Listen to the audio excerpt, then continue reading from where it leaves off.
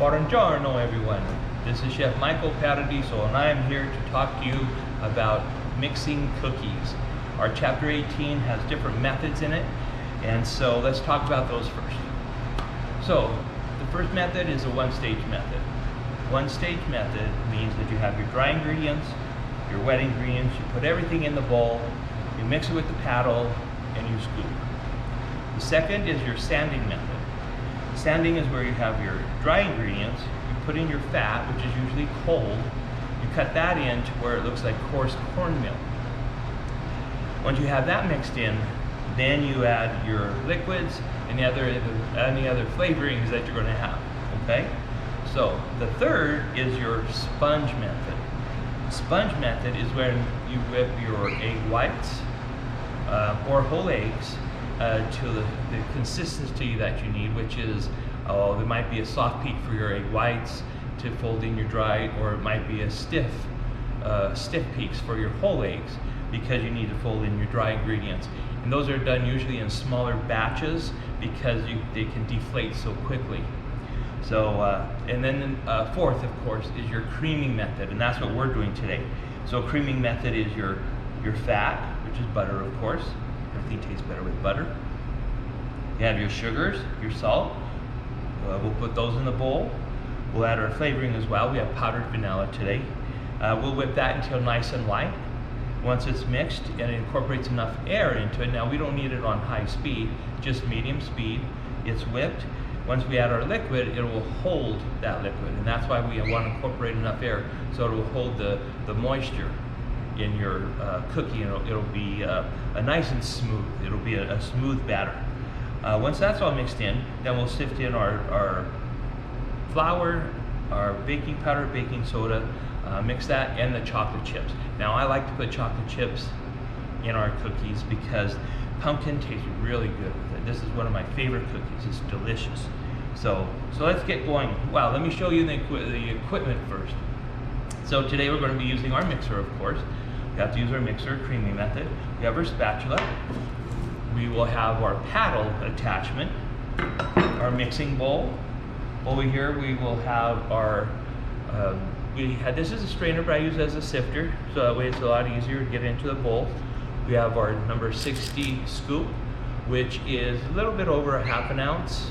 So we're going to do 4 by 7 on our tray, so when we bake these off, they'll be perfect. Now I put my name in the corner. Remember, you always put your name in the corner of the pan, or else somebody might take your cookies. And you don't want anybody to take your pumpkin cookies. These are delicious. Okay, so let's start with our butter. We're going to put our butter in our bowl. Now this butter is soft. We have a soft butter here. I left it out so it gets room temperature. It's really nice. We have our brown sugar. We have our regular sugar. Granulated sugar, of course, and salt. Okay, and I'm going to put in the powdered vanilla right now, so it'll mix in with our sugar and our fat. So we're going to put our bowl on. We're going to put our paddle. I'll show you how to do this in equipment. So now we're going to turn this on. And we're going to cream this for a few minutes, just enough to get it nice and light. And I have it about 4 on our mixer. Now this is an 8-quart mixer, and so it's just enough. It's nice. It's a nice size to get a lot of different. We can do our doughs in here. We're doing a lot with this mixer. It comes with the whip attachment, the dough hook attachment, and also the paddle attachment. So. Now we don't want to get too much air into this. Too much air will expand the sugar. It'll make it too light and fluffy, and then it won't be able to hold. It'll be flaky. So we don't want to break down the sugar too much or the butter too much. It's just enough to where it's nice and light. And like I say, 2 to 3 minutes. And then we're going to add our egg and our pumpkin. So we have egg and pumpkin here. Again, pumpkin cookies. We have some cinnamon, chocolate chips, and everything's just delicious. It goes really, really nice. So once you taste these, they don't spread. Like I said, they're nice and rounded. They're going to be nice and fluffy. They're so good. So Okay, so our mixture is almost, I want to scrape the bowl down just a little, just to make sure there's no pieces of butter that are anywhere that might be chunks of butter, because if we have chunks of butter, it'll make holes in our cookies. Of course, when it bakes, it'll make the cookies turn, it'll make the cookies get holes in the center. And if you've ever had a cookie or a piece of pound cake or something, and you'll see a hole in the center on the side or such, it's because they didn't scrape the bowl really good to get all of that butter incorporated through a nice smooth batter, an even batter. So it makes it a little difficult. So we want to make sure it's done correctly. Okay, so I'm going to show you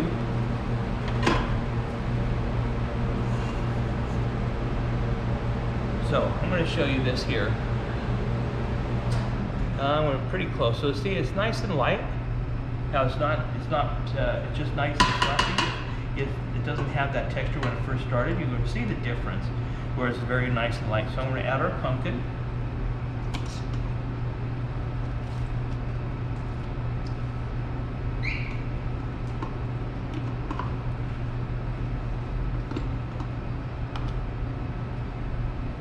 Okay, I'm going to mix in the pumpkin first.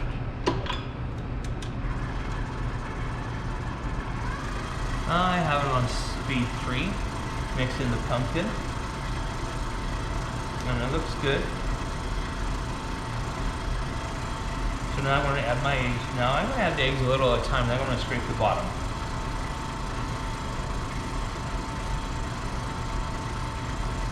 So again, this batter actually looks a little broken.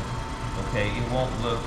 It's not really separated, but it looks broken. I'm going to show you what it looks like, just so you have an idea. And the reason I'm doing this recipe is because I want you to see the difference. If you were doing a chocolate chip cookie and your butter was too cold, or whatever fat you're using, shortening or such, if it was too cold or you added your liquids too fast, it would look more like cottage cheese type. It would be very broken, and so it wouldn't incorporate very well. So the difference is you want to just make sure you have enough air in the batter. Okay, and so this looks good. Like I said, it's going to look a little odd because of the texture. And let me mix this just a little. Always remember to scrape the bottom of your bowl. Get all those pieces of butter, that butter and sugar, so you have a nice uniform batter.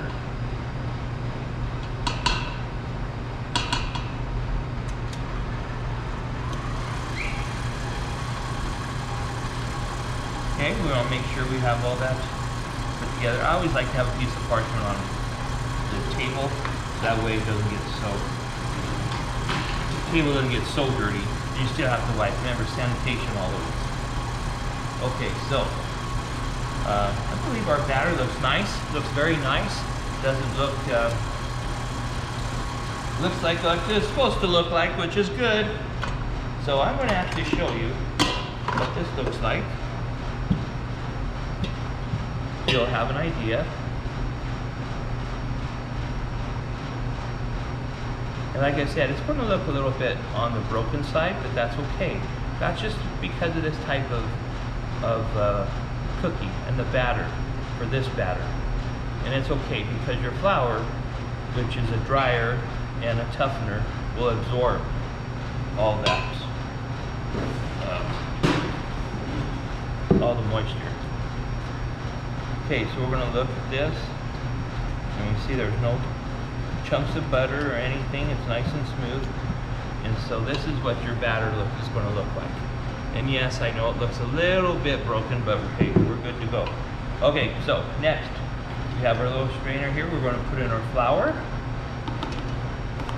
our baking powder, baking soda, and we're going to sift this in. And throw in our cinnamon.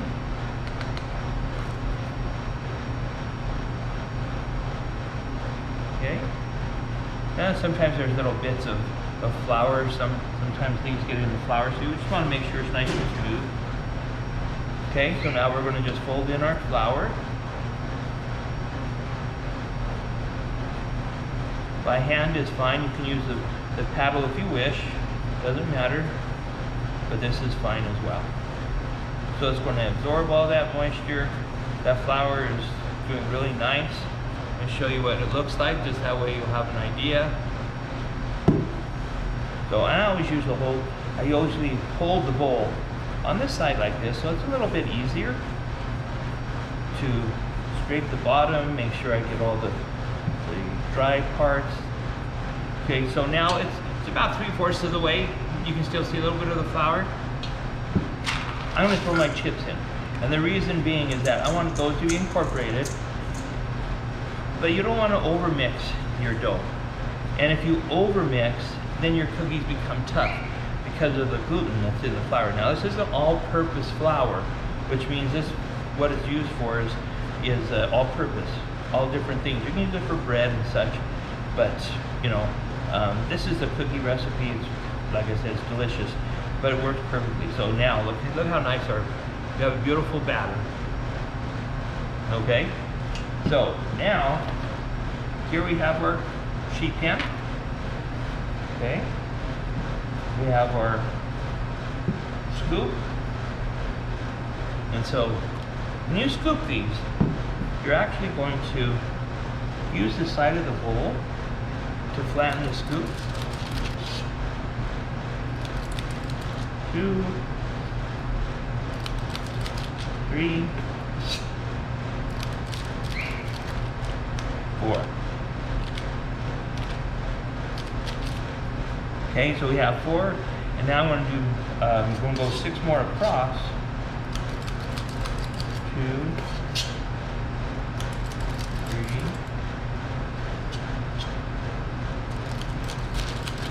4, 5. So 1, 2, 3, 4, 5, 6 times 4 is 24. So I did 6 by 4. Now these won't spread. Okay, these will actually stay. They'll spread just a tad, of course, just like a cake or a cupcake. But they're going to spread just a little and be rounded. So I'll finish scooping these up, and then I'll meet you in the oven over there. I'll meet you over by the oven, not in the oven, by the oven, and we will bake these off, and you can see the finished product. Okay, ciao. I'll see you in a little bit. Okay, hello everyone. All right, we are ready to bake our cookies. We have our cooking cookies that we did earlier. They are ready to go into the oven. This is our new Baxter oven. This is a rotating rack oven, which means that the rack rotates for even baking as it's going around. It will bake our cookies evenly. The temperature is a convection oven, which means that the temperature is 25 degrees hotter than a regular oven. And so we have the temperature set for 325, but actually it'll bake at 350 inside the oven. So we're going to bake our cookies. We have our cookies here.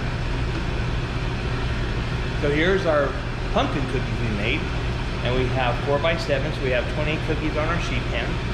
We have our name in the corner. Always remember, put your name in the corner of the tray, because you don't want anybody to take your cookies. Okay? So we are going to bake these cookies for 7 to 10 minutes. We're going to open our oven door.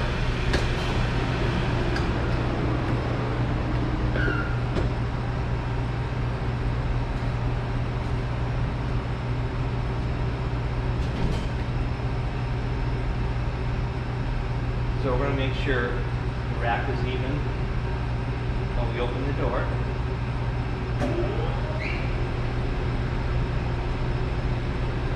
And this is good that it shows how it does this. So now it'll show. Now this is good because we want to see how this actually oven works and how it rotates. So temperatures at 321, 25, it should start to rotate. And if it doesn't, then we're going to get this brand new oven fixed again. I can't believe this. I can't believe this is happening. So let's see if it's going to rotate or not.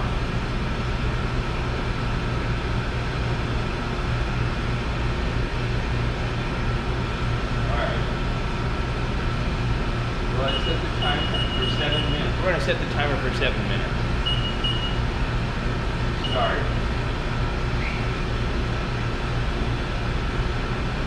Okay, it just picked up the rack. It's picking it up slowly.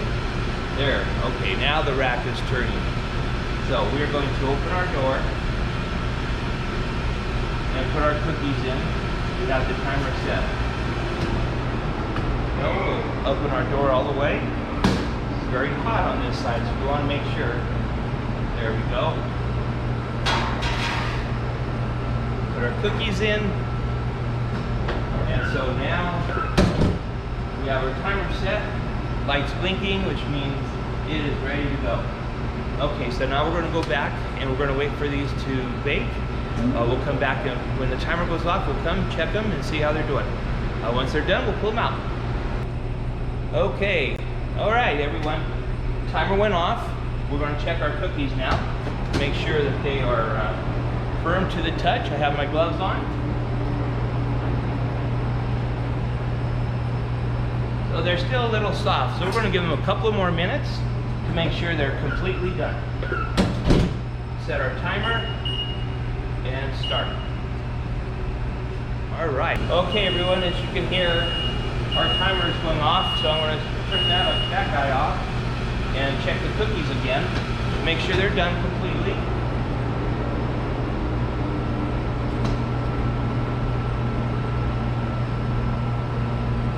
Yeah, very, very good. They have a nice, their firmness to them. They're not dried out. They're just around the edges. They have just a nice little bit of color to them.